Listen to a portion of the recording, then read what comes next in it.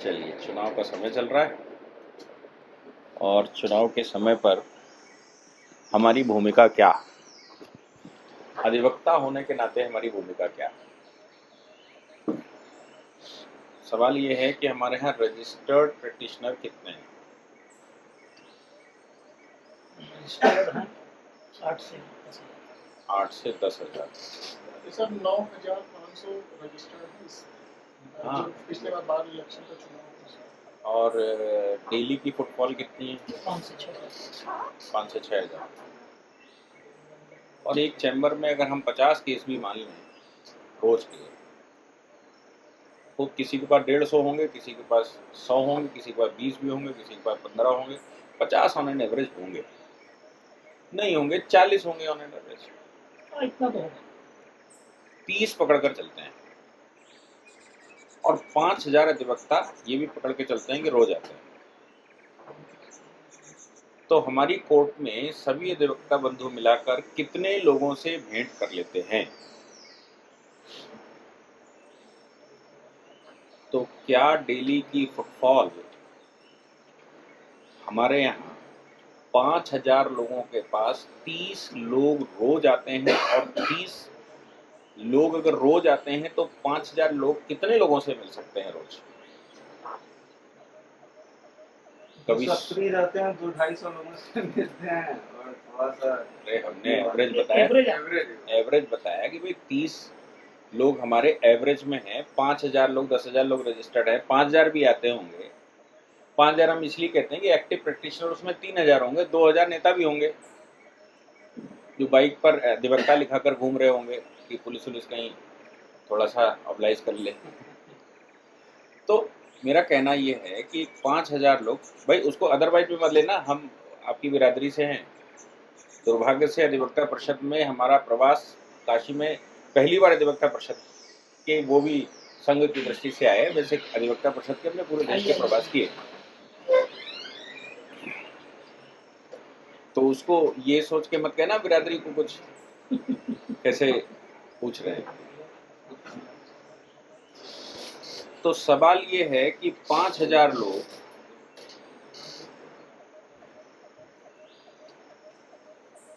30 लोगों से रोज मिलते हैं, तो एक दिन में हम सोच सकते हैं कि कितने लोगों से हम मिल लेते हैं। क्या कुछ अंदाजा है कि न्यायालय के अंदर इस दृष्टि से 1 लाख लोग रोज आते हैं? 1 से 1.5 लाख लोग, वो भी हटा दीजिए, कुछ के वकीलों को फ़ोन पे कहते होंगे साहब तारीख ले लेना, तो 50,000 तो फुटफॉल होगी रोज की।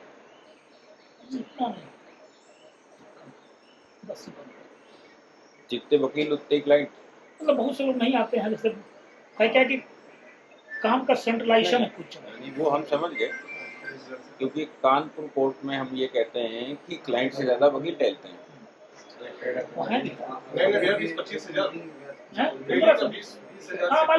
20-25 हज़ार मान लीजिए एवरेज। अब ऑन एन एवरेज महीने में एक बार वो आते हैं। एक बार तो आना ही, एक बार आता है, एक बार मतलब एवरेज हम मान कर चले तो महीने में 1 तारीख लगती है, कुछ की 15 दिन पर भी लगती होगी, कुछ 2 महीने पर भी लगती होगी, फैमिली कोर्ट के मैटर में कुछ 6 महीने पर भी लगती हो। हम ये मान लें कि रोज 20,000 लोग आते हैं और 30 दिन में 30 दिन नए लोग आते हैं, तो 30 दिन 20,000 लोग, तो 30 मल्टीप्लाइड बाई 20,000, यानी कि काशी का रिप्रेजेंटेशन करने वाले लोग कचहरी में पाए जाते हैं।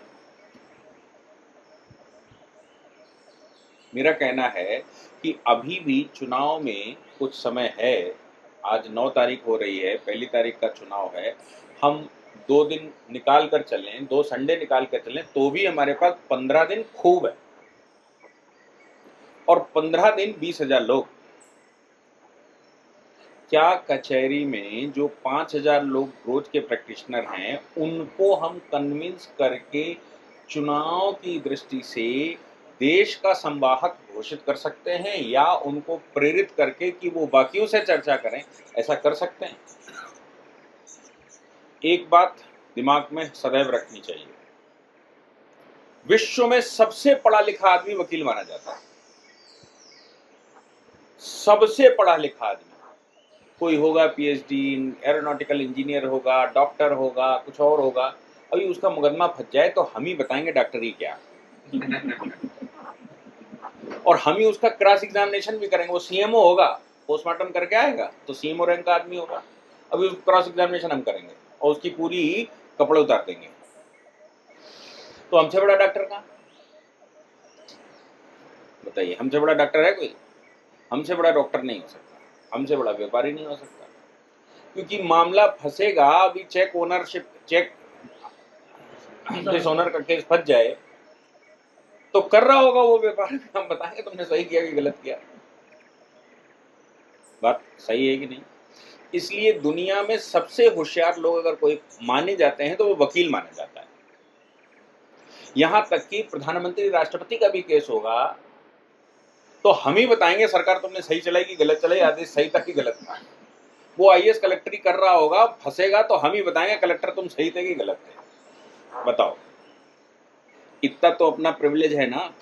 लोग पार्लियामेंट्री प्रिविलेज ढूंढते हैं कोई और, ये तो हमारा ही डोमेन है कि कचहरी में तो हम चार्टर्ड अकाउंटेंट को भी नहीं घुसने देते जो अकाउंट का स्पेशलिस्ट है कि नहीं? तो जो जिसका स्पेशलिस्ट है उसका होगा, सुपर स्पेशलिस्ट तो हम हैं। और इसीलिए आजादी के आंदोलन में सबसे बड़ी भूमिका में अगर कोई था तो वो वकील थे। और आज भी सरकारों में, मंत्रिपरिषद में सबसे ज्यादा लोग पाए जाते हैं तो वो वकील पाए जाते हैं। और बड़े मंत्री तो एटलीस्ट वकालत करते हो ना करते हो, एलएलबी की डिग्री तो जेब में रखे ही होंगे। एलएलबी की डिग्री। और एलिजिबिलिटी की बात यह है कि अगर कोई काउंसलर भी होना चाहता है या हो गया है तो सबसे पहले एलएलबी करने जाता है। वो ना प्रैक्टिस करने के उद्देश्य से जाता हो, लेकिन वो ये सोचता है कि भाई कुछ तो डिग्री जेब में रख लें, ये डिग्री इतनी स्ट्रांग। आप सोचो कि हमारे पास वो डिग्री है, हमारे पास रजिस्ट्रेशन का वो सर्टिफिकेट है जो हमारा पर्सनल डोमेन है, इस पर किसी का अधिकार नहीं। और इसलिए पूरे देश को आंदोलन करने के लिए, आजादी दिलाने का आंदोलन करने के लिए प्रमुख भूमिकाओं में सारे वकील ही थे, सभी संगठनों के। क्योंकि हमारी शक्ति क्या है? हम प्रवक्ता नहीं है, हम वक्ता नहीं, हम अधिवक्ता हैं। हम सामान्य वक्ता नहीं है और हम प्रवक्ता भी नहीं है कि लिखा हुआ पढ़ते हैं। हम तो अधिवक्ता हैं, यानी कि सब वक्ताओं के भी वक्ता। बताओ सत्य है कि नहीं? इसलिए हमको अधिवक्ता कहा। ये लोग जो हैं वो वक्ताओं के भी बॉस हैं, तो ये अधिवक्ता हैं। और अगर हम अधिवक्ता हैं तो चुनाव के पर्व में हमने क्या वो भूमिका निभाई या फिर वकालत को केवल एक व्यवसाय मात्र का साधन ढूंढा? अधिवक्ता परिषद की स्थापना हुई थी तो न्याय दिलवाने के लिए हुई थी। आज भी हम वो स्टडी सर्किल लगा रहे होंगे, आज भी हम सेंटर लगाकर कुछ डिस्पोजल कर रहे होंगे लोगों के यहाँ अलग अलग जगह पर जो अधिवक्ता परिषद के कार्यक्रम चलते हैं, उनमें हम गरीब को न्याय देने की बात करते हैं। हम अधिवक्ताओं को प्रशिक्षित करने की भी बात करते हैं स्टडी सर्किल में। हम अधिवक्ता के सर्वांगीण विकास का काम करते हैं। यही तो है अधिवक्ता परिषद। अधिवक्ता परिषद चुनाव में जाता नहीं है, कहीं कहीं चला जाता है, वो अलग बात है। चुनाव में हम जाते नहीं। चुनाव में अगर कोई दायित्व मिल गया तो अधिवक्ता परिषद से उसका नमस्ते करता है, आएगा, हमारा मित्र रहेगा, लेकिन दायित्ववान नहीं रहता। कहीं कहीं रहता भी है, अगर आवश्यकता है और लोग नहीं है हमारे पास, नहीं जुड़ पा रहे हैं तो ऐसा करते भी हैं। लेकिन एक सामान्य सिद्धांत ऐसा है। तो उस सर्वांगीण विकास में जो अधिवक्ता परिषद का मुख्य उद्देश्य हुआ करता था कि राष्ट्र के सर्वांगीण विकास में वकीलों का योगदान तय करेगी अधिवक्ता परिषद। इसलिए अधिवक्ता परिषद की स्थापना हुई थी। कि वकालत के फील्ड में हम काम करेंगे। ऐसे ही अब चुनाव के समय पर व्यवस्था सही रहे, इसके लिए एक सरकार भी चाहिए, क्योंकि हम प्रैक्टिस करेंगे किसकी? क्रिमिनल केस है तो सामने राज्य ही खड़ा होगा, और सिविल का केस है तो लेजिस्लेशन एक हमारे हाथ में होगा, एक कानून हाथ में होगा। देश का कॉन्सेप्ट भी हम ही को पता है, क्योंकि जब हम supreme court, high court practice करने जाते हैं, कुछ विशेष केस लेकर जाते हैं, तो बैरेक्ट साइड में रख देते हैं, और बैरेक्ट में लिखा है, अगर किसी ने कह दिया कि इसमें लिखा है तो हम उसको भी चैलेंज कर देते हैं, अगर गलत लिखा है इसको खत्म करो। आप सोचिए कि जो सरकार बनती है, जो कानून बनाने वाले लोग हैं, वो कानून अगर गलत बना दिया और हमको लगा गलत बना है, तो हम हाई कोर्ट, सुप्रीम कोर्ट में उसको भी चैलेंज कर देते हैं। यानी कि हमसे अच्छा कॉन्सेप्ट देश का जानता कौन है? हम वो लोग हैं जो किस लिए ये कानून बना और इसका कहां तक इस्तेमाल होना है और कैसे इस्तेमाल होना है, और इसके पॉजिटिव निगेटिव इफेक्ट क्या हैं, ये हम रोज कोर्ट को भी समझाते हैं और ये हम देश को भी समझाते हैं। इसलिए अधिवक्ताओं में से ज्यादातर मंत्रिपरिषद में भी अधिवक्ता रहते हैं, इसलिए ज्यादातर आंदोलनों में अधिवक्ता दिखाई देते हैं, इसलिए ज्यादातर पॉलिटिकल पार्टी में अधिवक्ता दिखाई देते हैं। देश का प्रतिनिधित्व करने वाले लोगों में सबसे बड़ी संख्या अगर किसी की रहती है तो वो अधिवक्ताओं की रहती है, क्योंकि हम चीजों को समझते हैं, हमको कानून समझ में आता है, कानून का कारण समझ में आता है, हमको देश की परिस्थिति समझ में आती है, उस परिस्थिति में कानून का इस्तेमाल समझ में आता है। तो सवाल ये पैदा होता है कि जब ये फील्ड बनी से मतलब नई व्यवस्था जब आई 18वीं सदी के शुरुआत में, हम 19वीं सदी मान लें, 1835-35 की तरफ ये सही से शुरू हुआ। वैसे 1781 में शुरू हुआ, 1761 के हमारे कोर्ट सबसे पहले बने, हम 1761 पकड़कर चले। तो एक लेजिस्लेटिव हिस्ट्री, एक लीगल हिस्ट्री है उसकी। तो जब ये नई व्यवस्था आई, वही व्यवस्था आज भी चल रही है। अगर हम 1761 पकड़कर चलते हैं और 2024 उसको लेकर आते हैं, तो 250 से ज्यादा सालों से यही व्यवस्था चलती आ रही है। उसी व्यवस्था का जो अंग है वो अधिवक्ता भी है। उससे पहले ये व्यवस्था नहीं थी। उसी में सरकार बनी नई व्यवस्था में, उसी में कॉन्स्टिट्यूशन बना नई व्यवस्था में, उसी में नई ये मशीनरी बनी जो आज का कलेक्ट्रेट है और नीचे तक है, ये उसी व्यवस्था का हिस्सा है जो बेवेरियन मॉडल भारत में आया। तो उसको समझने वाले भी हम ही थे, उसको समझाने वाले भी हम ही थे, और उसकी खामियों को देश को बताने वाले भी हम ही थे, और वो अंग्रेज क्या करना चाहता है उसके विरुद्ध आंदोलन करने वाले भी हम ही थे। तो मुख्य उद्देश्य तो व्यवस्था था। देश की व्यवस्था के लिए एक प्रतिनिधित्व वाली सरकार चाहिए थी, ऐसी सरकार जो उत्तरदायी हो, ऐसी सरकार जो कि देश में हो रही गतिविधियों के विषय में काम कर सके, देश के प्रति सोचने, देश के अगेंस्ट में सोचने वाले लोगों के विरुद्ध काम कर सके, ऐसी हमें एक सरकार चाहिए। मैं इसलिए कहता हूं कि अधिवक्ता अंग्रेजों के समय पर भी थे, कुछ अंग्रेज परस्त भी थे और कुछ आंदोलन में भी थे।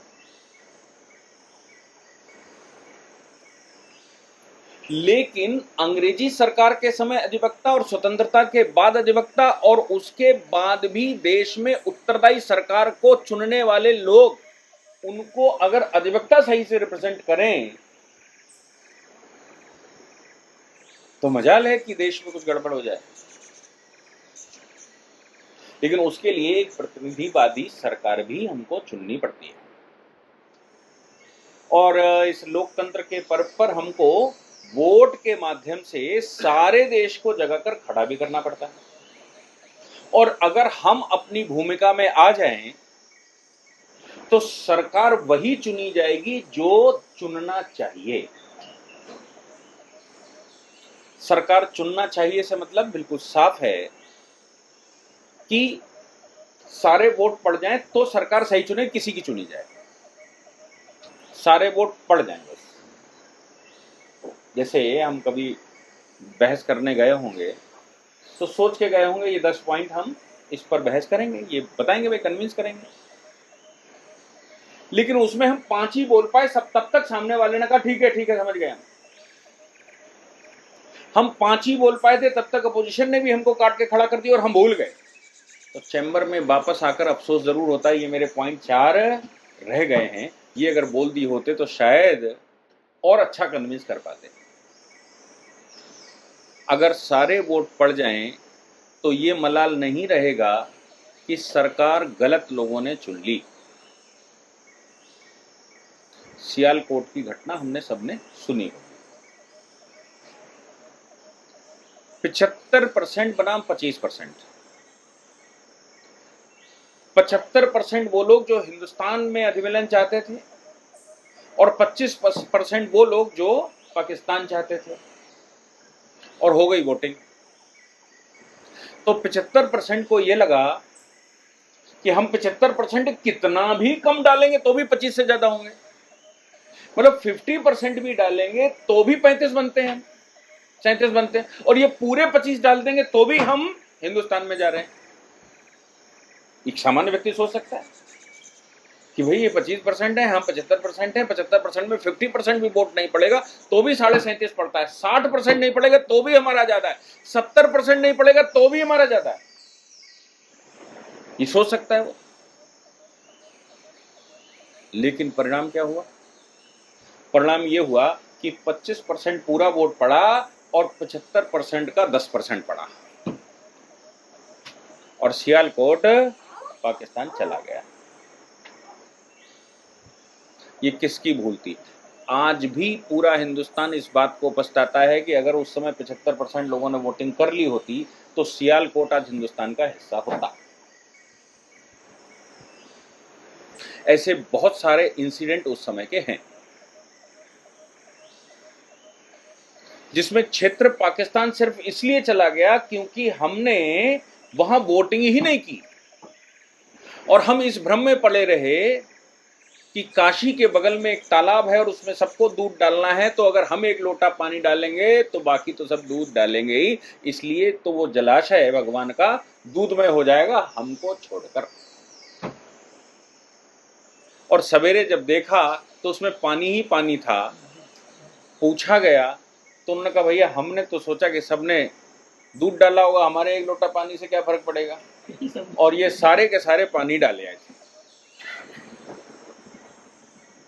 तो हमारे एक वोट से क्या होगा, बाकी तो सब डाल ही रहे हैं, माहौल तो बना ही हुआ है, सरकार तो 400 पार कर ही रही है, और 400 पार के नहीं होंगे 2 सीटें कब हो जाएंगे, क्या फर्क पड़ता है।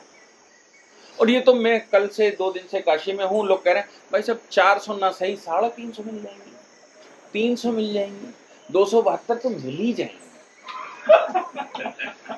बोले कुछ भी खराब हो जाए, कितना भी गलत हो जाए, 272 तो मिल ही जाएंगे।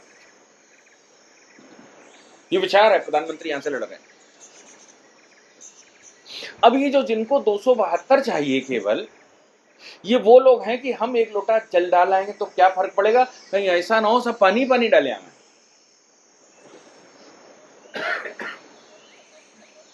ये विचारणी है कि कैसे तय होगा और सही निर्णय कैसे हो। सोचकर देखिए कि हमारे घर में अगर 10 वोट हैं और उन 10 वोटों में 2 वोट नहीं पड़ेंगे, तो भाई साहब हम 8 डाला है, ये तो गर्व की बात है, 10 में से 8 डाला है, 80% हो गया। लेकिन सामने 9 वोट थे, वो 9 डाला है, तो हम 20% वोटिंग कम कराए। 10 में से 8 वोट डालने का मतलब 20% वोटिंग कम हो जाना। और आपने जब पहली बार 2014 में सरकार बनाई थी तो 31% वोट पाए थे, और उसमें 20% हम कम कराएंगे। नहीं। आपको एक मजेदार बात याद होगी, वरिष्ठ लोग हैं, सबको पता होगा। 2004 में जब हम चुनाव में गए थे तो उस समय हम कारगिल जीत कर आए थे। स्ट्राइक तो अलग बात, कारगिल जीत कर आए थे भैया।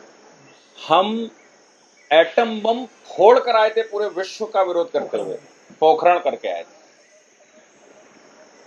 हमने पहली बार ये सोचा था कि अमेरिका में रोडें कैसी बनती हैं, तो लोग रोड पर चलने के लिए 25 किलोमीटर जाते थे। 25 किलोमीटर दूर अगर स्वर्ण चतुर्भुज योजना की रोड निकली थी तो लोग एक बार टहल के आते थे। हमें खूब याद है, ये जमुना एक्सप्रेस बनी थी आगरा से दिल्ली में, एक बड़ी आबादी उधर से घूम के जाती थी कि जरा उस पर चलकर देखते हैं कैसा है।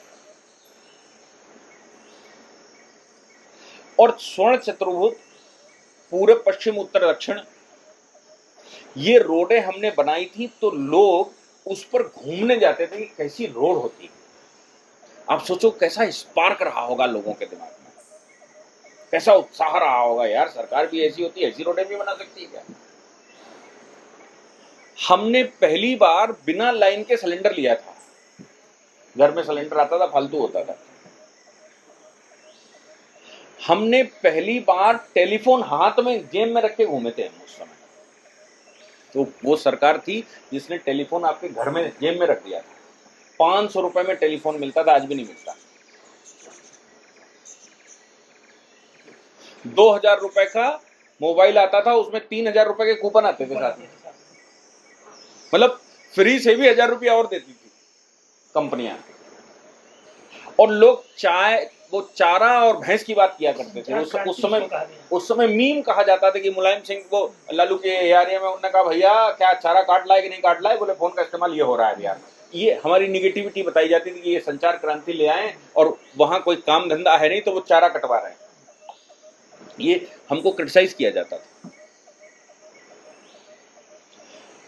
उस समय तक देश का सबसे बड़ा विदेशी मुद्रा का भंडार हमारे पास था। IMF में सोना गिरवी रखा हम छुड़ा कर लाए थे। खाड़ी के देशों से सस्ते तेल के एग्रीमेंट उस समय हमने किए थे। मतलब निगेटिविटी सोचने का कोई बिंदु हमारे पास था नहीं। 2004 में कोई ये नहीं कह रहा था कि सरकार नहीं बन रही, और लोग ये कह रहे थे कि ये जो कम सीटें और जोड़ तोड़ से बनती, इस बार तो फुल फ्लैश बीजेपी आएगी और ये जोड़ तोड़ वाले एक्स्ट्रा हो जाएंगे।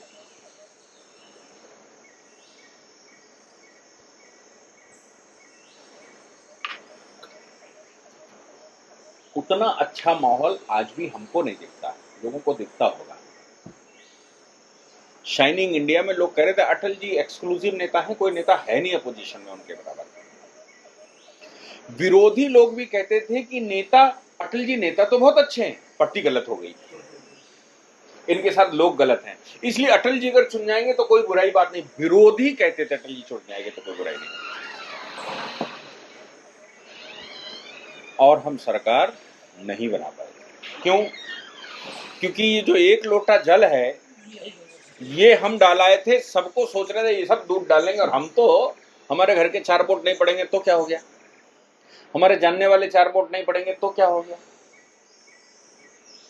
ये 2004 था और हम सरकार नहीं बना पाए थे। इसका मतलब ये हो गया कि डेवलपमेंट, सरकार का कृत्य, सरकार का वैभव, सरकार की पराकाष्ठा, ये फैक्टर हैं लेकिन बहुत महत्वपूर्ण फैक्टर नहीं है। जो सबसे महत्वपूर्ण फैक्टर है वो है वोट बूथ तक पहुंचना। इससे बड़ा कोई फैक्टर नहीं। हमारे पास बंदूक है, बंदूक की गोलियां हैं, गोलियां बड़ी अच्छी क्वालिटी की हैं, बंदूक भी, लेकिन जिस समय युद्ध हो रहा है उस समय बंदूक हाथ में है ही नहीं। तो उस बंदूक का मतलब क्या है जो बंदूक युद्ध के समय हमारे पास नहीं है? उस संख्या का, उस वोट का मतलब क्या है, उस आबादी का मतलब क्या है जो वोट के काम नहीं आ रही? उससे भी बड़ा एक उदाहरण है 1992, याद करिए 6 दिसंबर पूरे उत्तर प्रदेश में सड़कें पार नहीं लोग कर पा रहे थे। पूरे देश की संख्या यहां विराजमान थी और 93 में चुनाव हुआ। 93 में चुनाव हुआ और 93 में उत्तर प्रदेश सरकार नहीं बना पाया।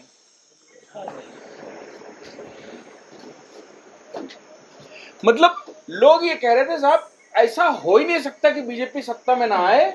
क्यों? क्योंकि साहब इतना आदमी था, सब रोड पे था, राममय हो गया। आज हम कह रहे हैं मंदिर हमने बनवा लिया। 92 सोचिए, 92 में मंदिर बनवाना नहीं, हमने वो कर दिया था जिसकी कल्पना नहीं की जाती। प्राण प्रतिष्ठा नहीं, हमने उखाड़ फेंका था किसी को, कलंक धो डाला था और देश उत्साहित था। और उत्तर प्रदेश के चुनाव में हम सरकार नहीं बना पाए। क्यों? क्योंकि मेरा एक लोटा पानी था, बाकी सबका दूध था। और वो एक लोटा पानी हम डालकर आए थे, हम दूध सबसे अपेक्षा कर रहे थे कि सब दूध डालेंगे। इसलिए बहुत बड़े बड़े उदाहरण हैं देश में कि हम सरकारें नहीं बना पाए सब कुछ अच्छा होते हुए। क्यों? क्योंकि वोट टर्नआउट नहीं हुआ। वोट तो टर्नआउट बुद्धिजीवी को ही करवाना पड़ेगा। वोट के टर्नआउट में तो बुद्धिजीवी वर्ग ही आगे बढ़कर आएगा, अपनी भूमिका तय करेगा।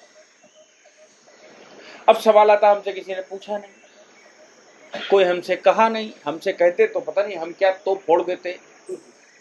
यही होता ना, हमसे कहते, बाद में क्या कहता है, हमसे कहा नहीं, हम तो सब डलवा देते। एक एक आदमी मेरे परिचय में था, कह देते, आवाज लगा देते, तो लेकिन हमसे कोई कहता तो। ये सबके सामान्य आंसर आते हैं, वो हम हो या आप हो, कि हम करवा लेते। लेकिन जब करवाने का समय था तो हम सोच रहे थे कि हमें कोई पूछता, क्योंकि हम वीआईपी ऑफ द वीआईपीज है ना।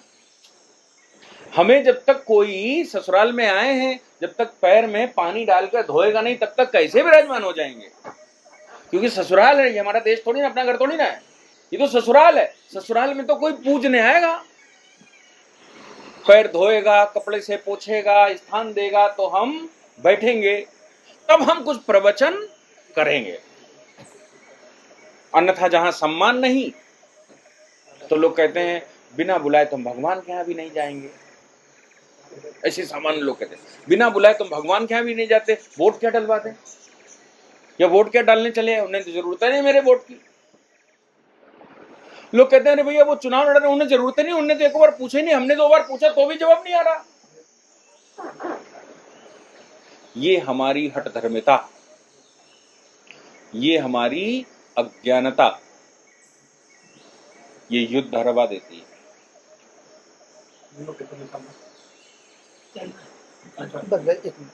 ये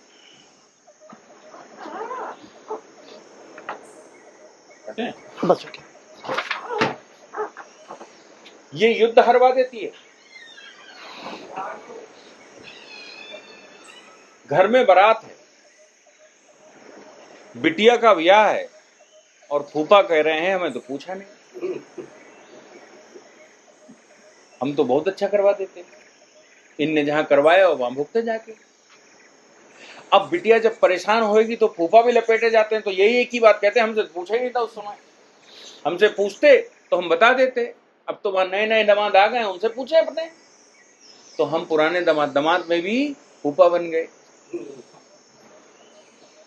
और उससे पहले भी हम दामाद बन गए थे, क्योंकि पहले हम दामाद थे तो नहीं प्रवचन करेंगे, और अब हम फूफा हैं तो प्रवचन नहीं करेंगे।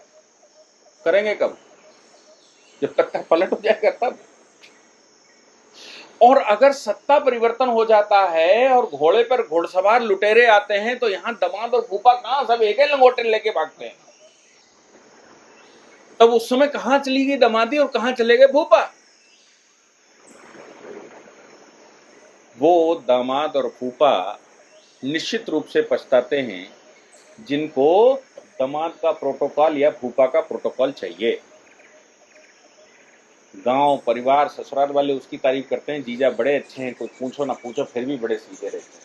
और जीजा ने जहाँ टांगे नाक घुमाई और फूफा बने, वहीं लोग कहते हैं अरे यार बैठे होंगे ज़्यादा जाओगे वे चट डालेंगे, सब दिमाग खराब करेंगे, इसलिए बैठे रहते हो। ये सत्यता है कि नहीं? जी जी फिर बैठे रहते हो, अभी तुमने उन्हें छुआ नहीं कि काटा नहीं उनने, इसलिए उनको बैठा रहते हो, चुपचाप बैठे। और अच्छा वो था जो सामंजस्य बिठा लेता है, कहता क्या है भाई अपना ही घर है, काम बिगड़ रहा है तो हम संभाल देंगे, बाद में देखेंगे। क्या हमारी भूमिका मेरे घर में वो है कि काम बिगड़ रहा है तो मैं उसको संवार दूंगा और जितने नखरे हैं उसके बाद दिखाऊंगा? क्या वो मेरी भूमिका या मेरे जानने वालों की, मेरे पहचानने वालों की, मेरे रिश्तेदार की, मेरे बच्चों की, मेरी घर में बिटियाओं की, अड़ोसी पड़ोसी कर्मचारी क्लाइंट, इनका मनोभाव इस दृष्टि से बना सकते हैं क्या? और अगर हम नहीं बना पा रहे हैं तो हम कैसे अधिवक्ता हैं कि हम जज साहब को कन्विंस छोड़ो, क्लाइंट को कन्विंस नहीं कर पा रहे? भाई हम तो एक लर्नेड व्यक्ति के सामने जजमेंट लेने जा रहे हैं, क्लाइंट जिसका केस लेके जा रहे उसको भी सेटिस्फाई नहीं कर पा रहे, भाई वोट डालाना, तो क्या हम अधिवक्ता हैं? क्या हम योग्यता धारण किए हुए हैं कि हम कन्विंस करके ऑर्डर ले आएंगे? तो ये क्लाइंट आपको अपना केस भी क्यों दे जिसको कन्विंस नहीं कर पा रहे?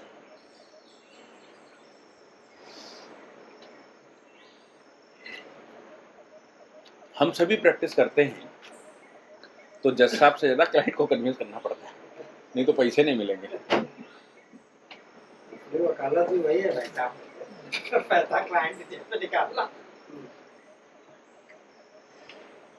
तो क्या क्लाइंट से अगर हम जिससे पैसा निकाल सकते हैं, क्योंकि सबसे दुर्लभ चीज अगर कोई है तो वो पैसा है, किसी से पैसा लेना आज के युग में। क्योंकि हम सब जानते हैं क्लाइंट आएगा कहेगा बाबूजी आज तो 50 रुपये बचे हैं और 70 रुपया किराया लगना है वापसी का, 20 रुपया कम हो रहा है। तो 20 अगर मिल जाते तो अगली तारीख को देख ले। ये सबके साथ होगा, ये तो जनरल प्रैक्टिस की बात है। अच्छे क्लाइंट मिल जाए तो भगवान मिल गए।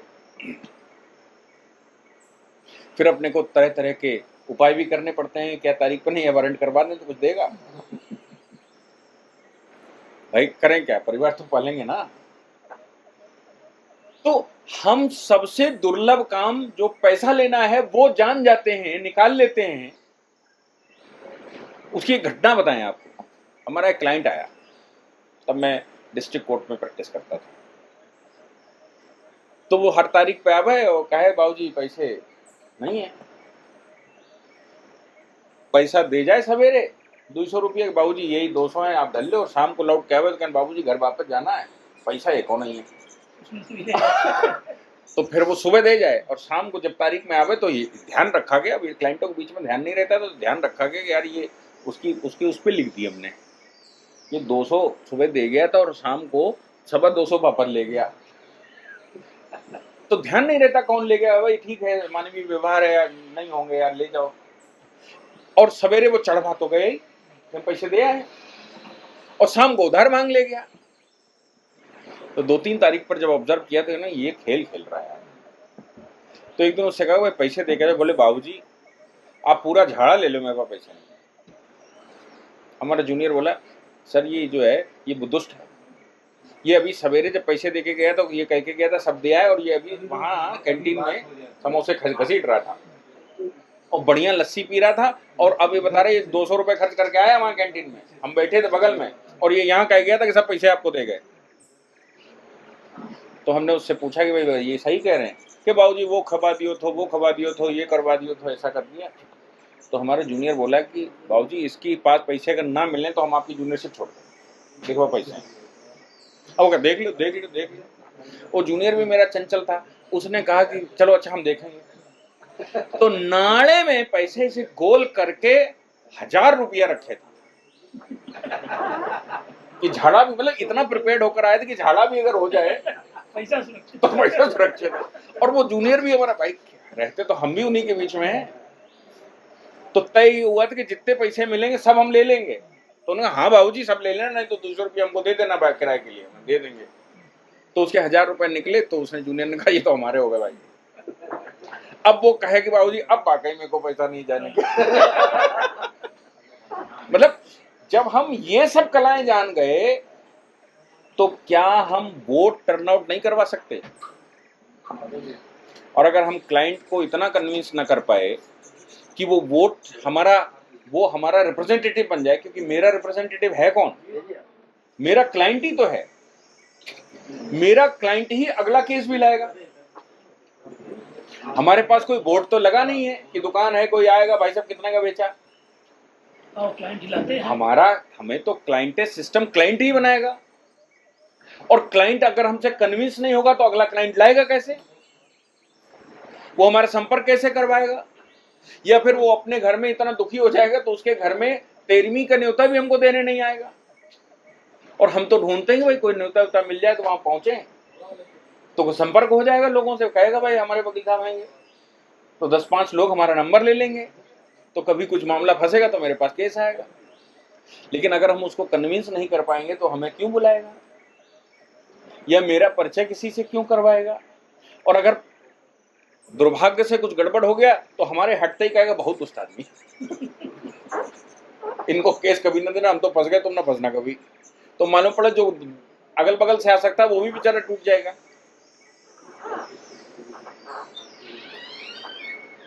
तो ये तो हमारा पेशा है कि हम किसी विषय को लेकर लोगों को कन्विंस करते हैं। और अभी वही आवश्यकता इस समय है कि 100% टर्नआउट हो जाए और इसमें अपवाद के रूप में वो ना रह जाएं कि मेरा बेटा जम्मू कश्मीर में काम करता है कैसे आएगा, मेरी बिटिया तो वहां चेन्नई में पढ़ती है, अरे छोड़ो कहां बेचारी परेशान होगी, मेरी बिटिया की शादी हो गई, उसका वोट वहां नहीं बन पाया और यहां भी वोट है, लेकिन क्या करें दामाद कैसे पड़ेगा? ये विषय किसका है? तो हमारा विषय है ना, मेरी बिटिया है ना। अगर हम अपनी बिटिया दामाद को एक वोट डालने के लिए एक दिन अपने घर में बुला नहीं सकते बिटिया को, तो हम कैसे वकील हैं? या हम कैसे देश के पुरोधा हैं? मेरे पास जो जूनियर काम करता है वो हो सकता है कि बगल के किसी जिले से आता हो, यहीं पर रहता हो, और वोट डालने वाले दिन हमारी सेवा में लगा हुआ, क्या हम उसको कह सकते हैं वोट डाल के रहो? यहां बनारस में बीएचयू में कुछ बच्चे पढ़ते होंगे, मेरे पास संपर्क में होंगे, वो आलसवश सोच रहे होंगे कि कहाँ जाएंगे, यहाँ बढ़िया हॉस्टल है, हम तो गांव में वहां झुग्गी में रहते हैं, हमारे यहाँ छप्पर पड़ा हुआ है, यहाँ बढ़िया हॉस्टल में रहते हैं सरकारी व्यवस्था में, कहाँ जाएंगे आएंगे भाई? क्या ऐसे भोतेरे हैं जिनको लगता है कि यहाँ सुविधा ज्यादा है, घर में सुविधा कम है? और मेरी पढ़ाई में तो कलेक्टर बनना है, 2 दिन मेरी पढ़ाई खराब हो जाएगी। लेकिन कलेक्टर बनेगा कहाँ? इसी देश में या कहीं और? ये राष्ट्र के सुरक्षा का विषय है, ये राष्ट्र के वैभव का विषय है, ये राष्ट्र में राज्य चुनने का विषय है। इसको मैं कहता हूं ये अश्वमेध यज्ञ है। तो सबका सपना है राम राज्य स्थापित हो जाए किसी तरह से। विरोधी भी कहते हैं, हम नहीं कहते, विरोधी कहते हैं। मैं टीवी चैनलों पर बहस करता हूं, विरोधी कहेंगे आप तो ऐसे आए जैसे राम राज्य ले आए हो। मतलब राम राज्य की कल्पना परधर्मियों को भी है, वो भी हमको आलोचना राम राज्य कह के करते हैं।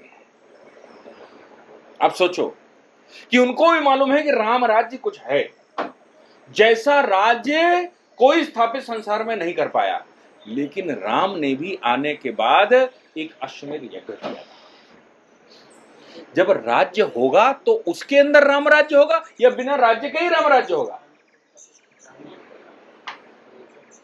उस राज्य के लिए तो एक यज्ञ करना पड़ेगा, अश्वमेध यज्ञ।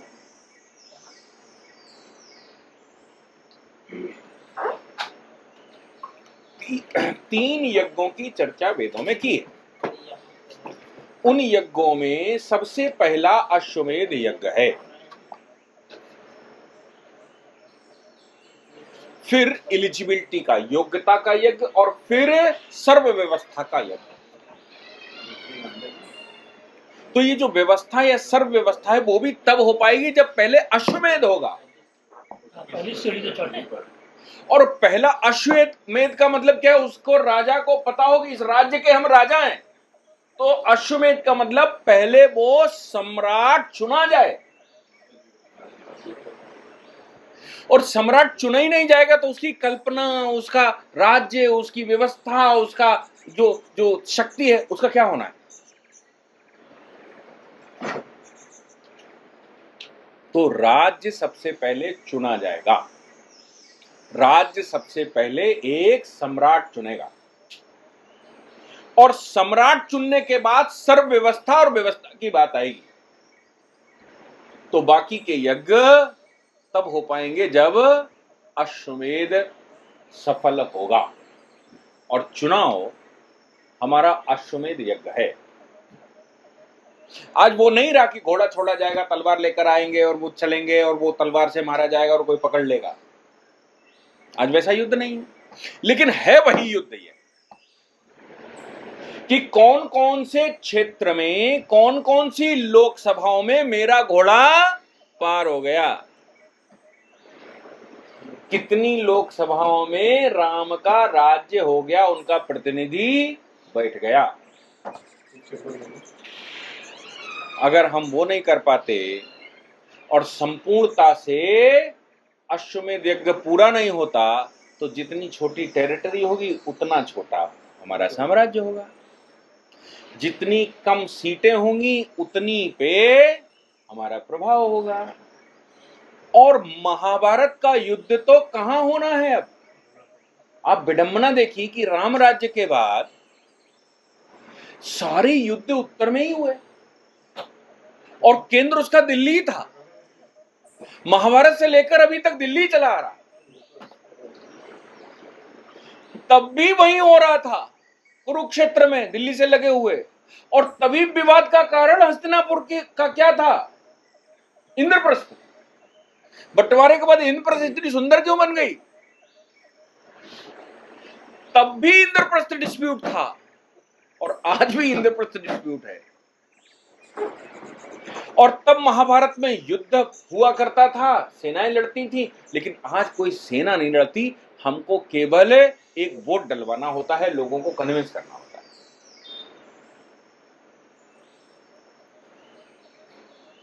युद्ध से पहले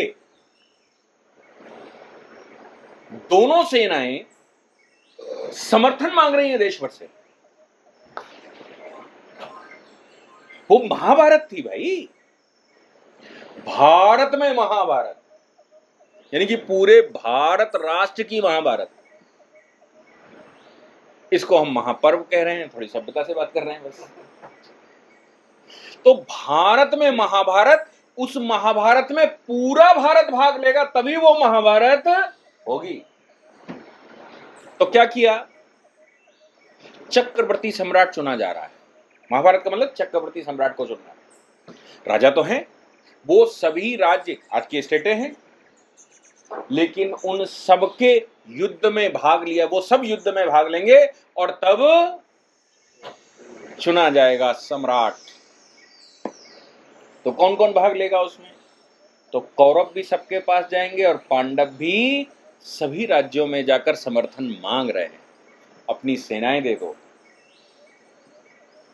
आप हमारी तरफ से लड़ें। जब दोनों तरफ बंटवारा हो गया, दुर्भाग्य से पांडव कमजोर थे, पांचे थे, लेकिन उनके पास भगवान थे। उनके पास एक राज्य की सेना थी, वो थी पांचाल। और सौभाग्य से पांचाल उस समय देश का सबसे स्ट्रांग जनपद था।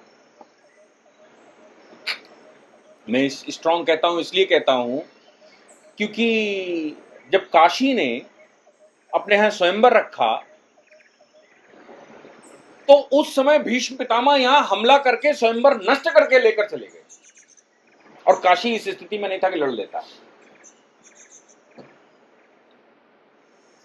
लेकिन उसी प्रकार का एक स्वयंवर उस समय पांचाल में हुआ, और पांचाल में ब्राह्मण रूप रखकर अर्जुन आए और उस समय के जो राजकुमार हैं या देश भर के क्षत्रिय हैं वो वहां विरोध कर देते हैं पांचाल से और ये कहते हैं कि तुमने गलत किया, हमको बुलाकर अपमान कर रहे हो, ब्राह्मण से विवाह क्यों कर रहे हो। तो ऐसी परिस्थिति में पांचाल ने कहा चुपचाप बैठ जाओ, काशी में नहीं हो पांचाल में हो, ये व्रत है, पांचाल में हो, एक को भी वापस नहीं जाने दूंगा, ये 17 तुम्हारी सब यहीं धरी रह जाएगी। अर्जुन का विवाह हुआ। वो पांचाल पांडवों के साथ था, ये उनका सौभाग्य था कि उनकी ससुराल थी। इसीलिए आज भी हम अच्छी स्ट्रॉन्ग ससुराल ढूंढते हैं कि कभी महाभारत हुई तो ससुराल हमें पांचाल जैसी मिल जाए और सेनापति दृश्यदुम्न बन जाए। पांचाल का राजकुमार पांडवों का सेनापति था शुरू से आखिर तक, दृश्यदुम्न। पांडव तो केवल लड़ रहे थे, सेनापति तो पांचाल का ही था। तो आज भी हम ढूंढते हैं कि साला ऐसा मिल जाए जो आकर सेना का कमान संभाल ले कभी युद्ध हो तो। कुल मिलाकर बात यह है कि उस समय भी दोनों समर्थन मांग रहे थे और उसी में एक प्रकरण आया मथुरा का। दोनों की खबर आई, दोनों की सगी रिश्तेदारी थी मथुरा में, दोनों की खबर आई। भगवान श्री कृष्ण थे नहीं, मंत्री परिषद ने बलदाऊ ने बैठक बुला ली और बलदाऊ की बैठक में मंत्री परिषद ने तय किया कि ना कौरव अच्छे ना पांडव अच्छे। कौरव जबरदस्ती हठधर्मिता कर रहे हैं तो पांडवों ने अपनी भार्या दांव पे लगा दी। ये कौन से दूध के धुले हैं? ये इतने निकृष्ट हैं, इतने सत्ता के लोलुप हैं कि इन्होंने अपनी भार्या ही दांव पे लगा दी, पत्नी दांव पे लगा दी। और जहां चीर हरण हो रहा था ये चुपचाप बैठे थे, ये क्या युद्ध करेंगे, ये चुपचाप देख रहे थे।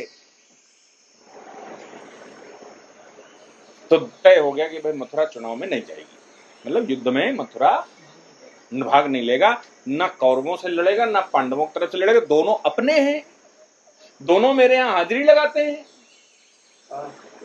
तो हम क्यों भाई उसमें भाग लें। और दोनों में से कोई अच्छा दूध का धुला नहीं, अच्छे लोग तो दोनों में से कोई नहीं, कुछ ना कुछ गड़बड़ तो दोनों तरफ है। तय हो गया।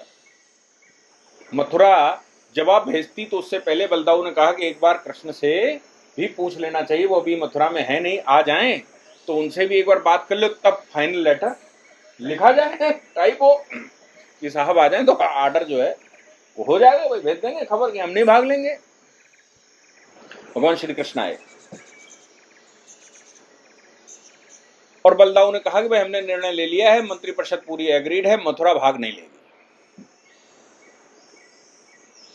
तो कृष्ण का दाऊ तुमने अच्छा किया भाई, मंत्री परिषद ने तय कर लिया तो सब ठीक हो गया होगा, हम क्या कर सकते हैं अकेले आदमी। तो चिट्ठी चली गई। तो उन्होंने कहा चिट्ठी नहीं गई, तुम्हारे बगैर कैसे चिट्ठी चली जाएगी। बोले जब तुमने निर्णय ले लिया तो चिट्ठी भेज देते, क्या है। जब मंत्री परिषद मेरे बगैर बुला ली, जब मंत्री ने तय कर लिया मेरे बगैर, सब कुछ मेरे बगैर हो गया, तो चिट्ठी भेजने में क्या समस्या थी।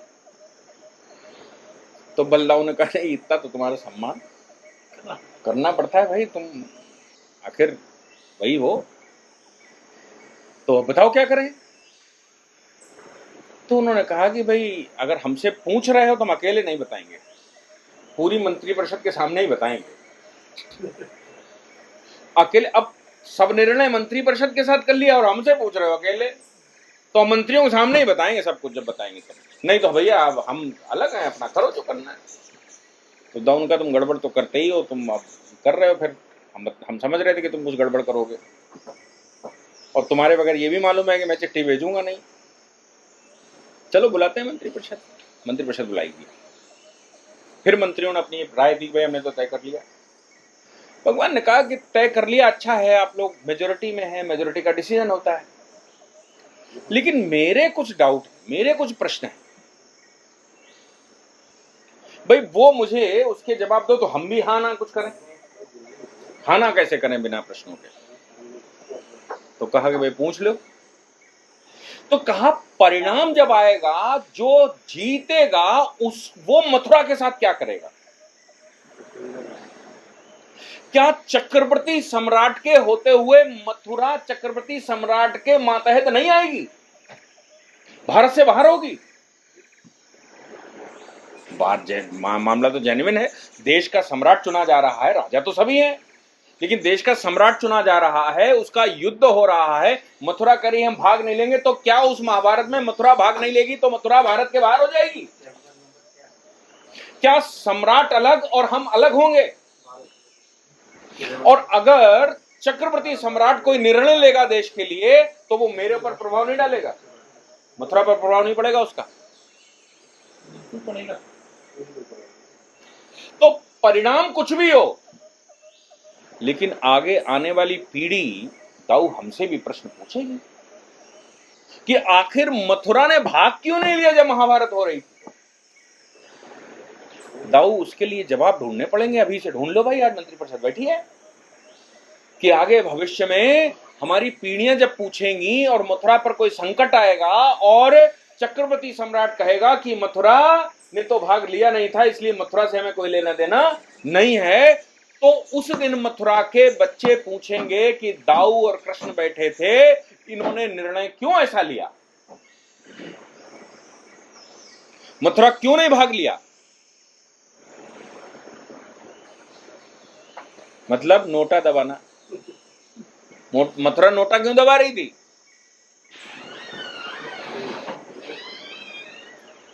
तो मंत्रिपरिषद को कोई जवाब नहीं आया, तो उन्होंने कहा भाई देखो जेन्युइन सवाल है। अब सवाल दूसरा यह है कि या तो मथुरा वीरगति को प्राप्त होगी तो हमसे सवाल करने वाले कोई नहीं होंगे, लेकिन हमारे जो वंशज होंगे वो गर्व से कहेंगे कि मेरे पितामह वीरगति को प्राप्त हुए युद्ध करते समय। और अगर जिसका पक्ष हम ले रहे हैं वो जीत जाएगा तो मेरा ऋणी होगा, तब हमारे वंशज कहेंगे कि मेरे पितामहों ने युद्ध किया था, निर्णय लिया, आज जो है वो हमारा निर्णय है, हमने भाग लिया। लेकिन अगर मथुरा भाग ही नहीं लेगी तो हमारे वंशज क्या जवाब देंगे या क्या प्रश्न पूछेंगे, और हमसे हमारे लिए उनके मन में मस्तिष्क में क्या प्रश्न होगा, ये सवाल है। तो निर्णय हो गया कि मथुरा भाग ले, चाहे जिधर से ले, लेकिन मथुरा भाग नहीं लेगी तो चक्रवर्ती सम्राट पर प्रश्न नहीं कर सकते। श्री कृष्ण भी राष्ट्रीय राजनीति में वहां सलाह नहीं दे सकते कि लड़ो कि ना लड़ो या कौन सही कौन गलत, फिर कृष्ण भी वो नहीं कर सकते। क्यों? क्योंकि जब भागे नहीं लिया तो क्या पूरी मथुरा और उसके सैनिक, क्या पूरे वंशज एक एक वोट भाग ले सकता है? नहीं लेगा तो हमें क्या कहने का अधिकार है कि हमारे 10 में से 7 पढ़े थे भाई साहब, 3 नहीं पढ़े तो उसी से हार गए? राजा अपना काम कर रहा है, चक्रवर्ती सम्राट हमारे पास है, 5 साल के लिए उसको शक्ति कहीं से चाहिए।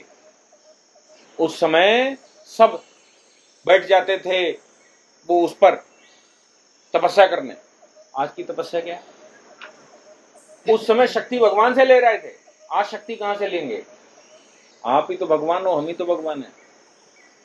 ये जनता ही तो भगवान है आज की, जो शक्ति देगी, शक्तिशाली बनाएगी, उस शक्ति से वो दुश्मनों का संहार करेगा।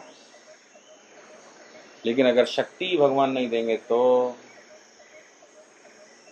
कैसे दुष्टों से लड़ेगा, कैसे रावण को मारेगा? इसलिए जो मुख्य भूमिका है हमारी वकीलों की, कि पहले तो हम 5000 वकीलों को कन्विंस करें, फिर वो बाकियों को कन्विंस करें। तो हमारे क्षेत्र में महीने भर में 1.5 लाख परिवारों को मैसेज जा सकता है। 1.5 लाख परिवार, हर परिवार में 5-7 लोग हैं, हम 10 लाख वोट अकेले यहां से कर सकते हैं, कहीं दुनिया में नहीं जाना। अपना काम करते समय भी 10 लाख वोट प्रभावित कर सकते हैं, लेकिन उसके लिए थोड़ा समय निकालना पड़ेगा, थोड़ी परिश्रम करना पड़ेगा। और हम अधिवक्ता हैं, तो केवल कहने के हैं या करने के भी हैं, ये हमने सबने तय करना पड़ेगा। मुझे लगता है कि हम सब उस भूमिका में कैसे आएंगे। अधिवक्ता परिषद एक बार में कार्यक्रम रख सकता है क्या? बहस करेंगे ना, सीधी जो प्रश्न करे जाएंगे उनके जवाब देगा, जो खड़ा होगा, जो वहां आएगा। क्या कर रही है सरकार, सरकार ने क्या किया, सरकार की योजनाएं क्या, वकीलों के लिए क्या, देश के लिए क्या, जनता के लिए क्या, उसके जवाब देने वाले जवाब देंगे। लेकिन मेरी भूमिका तो यह है कि हम उनको इकट्ठा कर पाएंगे क्या? 5,000 में से 20% लोगों को भी इकट्ठा कर सकते हैं क्या? कैसे करेंगे, क्या करेंगे, ये विचार अधिवक्ता परिषद के लोग बैठकर करते हैं। प्रश्न वही है कि अगर हमने न्याय प्रवाह भी नहीं ली तो क्या हम इकट्ठा कर सकते हैं? न्याय प्रवाह की सदस्यता नहीं ली तो क्या हम यहाँ बाकी की दुनिया जहान की बातें कर सकते हैं? इसलिए हम अपनी भूमिका तय करें और जो बाकियों के करने लायक हैं उनसे सहयोग भी ले सकते हैं। मुझे लगता है कि हमने जो कहना था वो हम कह पाए होंगे।